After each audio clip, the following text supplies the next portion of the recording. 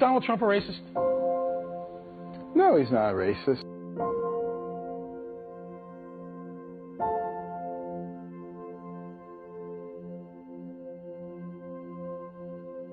He is not a racist, but that's what people believe because of a statement that was taken out of context.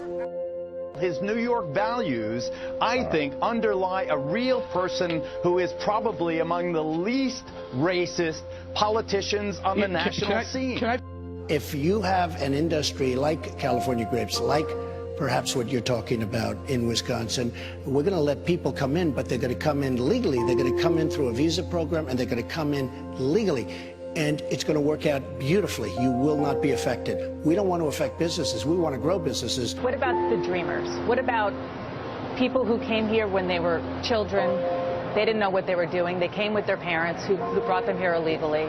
Should they be able to stay legally? We're going to do something. I've been giving it so much thought. You know, you have on a humanitarian basis, you have a lot of deep thought going into this, believe me. But the Dreamers, it's a tough situation. We're going to do something, and one of the things we're going to do is expedite. When somebody's terrific, we want them back. Now we're learning what it's like to work for Trump, straight from a woman who was a close business executive for 18 years. What was it like working for Donald Trump? He was the first one there, and he was there for like 2 hours. He'd answer the phone. He would answer the phone? Absolutely. Trump Organization, yes. Barbara Ress is a former VP for Trump who oversaw construction of his crown jewel on Manhattan's swanky Fifth Avenue, Trump Tower. He told me he thought I was a killer, and that's what he liked in people.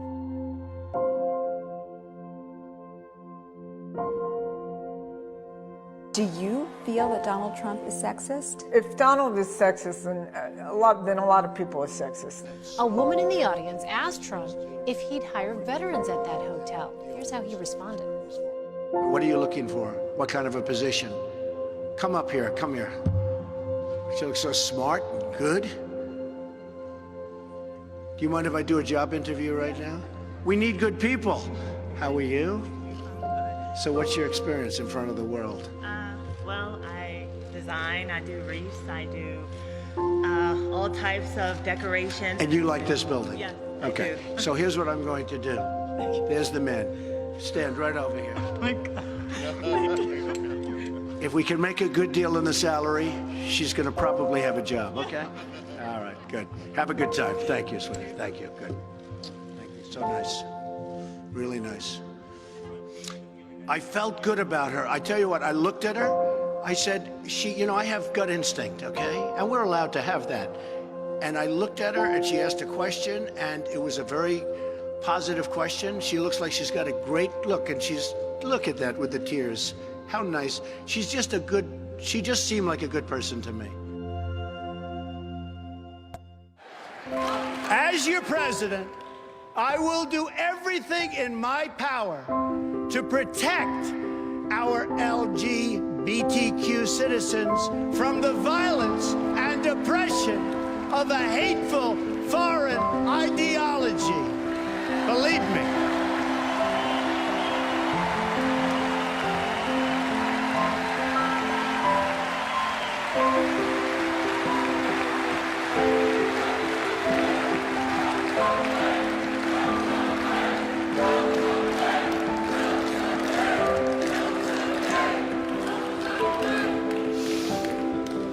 And I have to say, as a Republican, it is so nice to hear you cheering for what I just said. Thank you.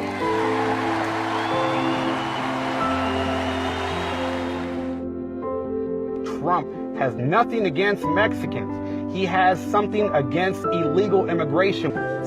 I am proud of my African-American heritage, and I am proud to stand before you tonight and support Donald Trump, not just in spite of the color of my skin, but in fact because of the color of my skin.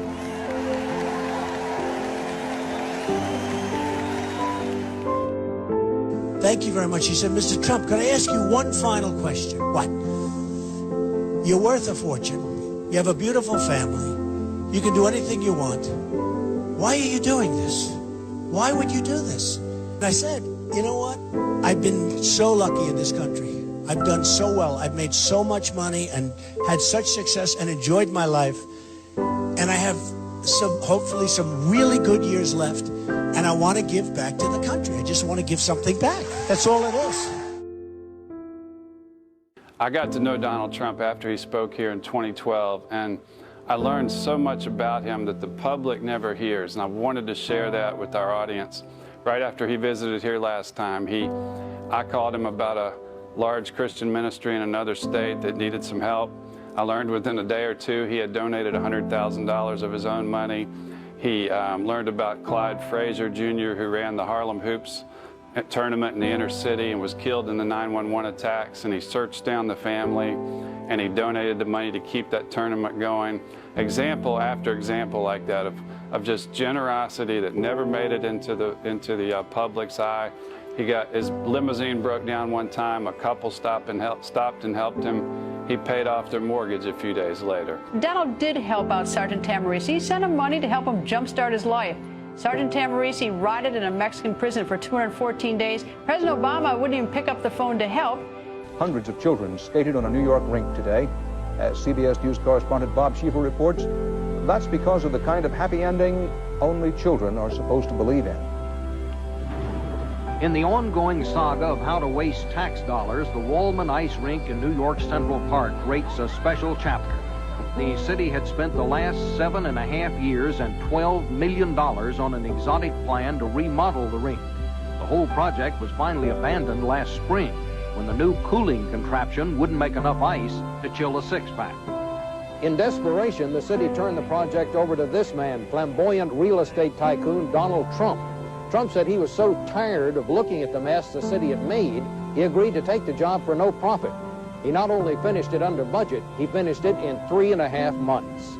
I really wanted to prove a point. The cities, New York City in particular, but the cities are so wealthy. If we could only save the money that we're wasting.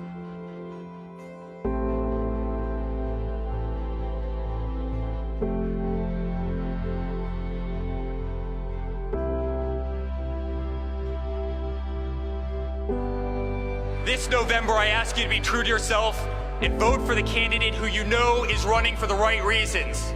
Vote for the candidate who has never been a politician. Vote for the candidate who has never received a paycheck from our government. Thank you.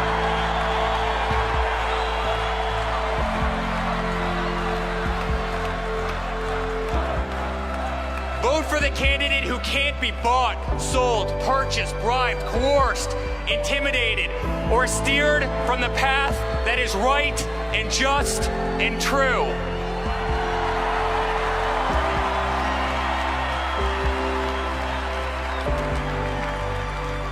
Quite frankly, friends, vote for the one candidate who does not need this job.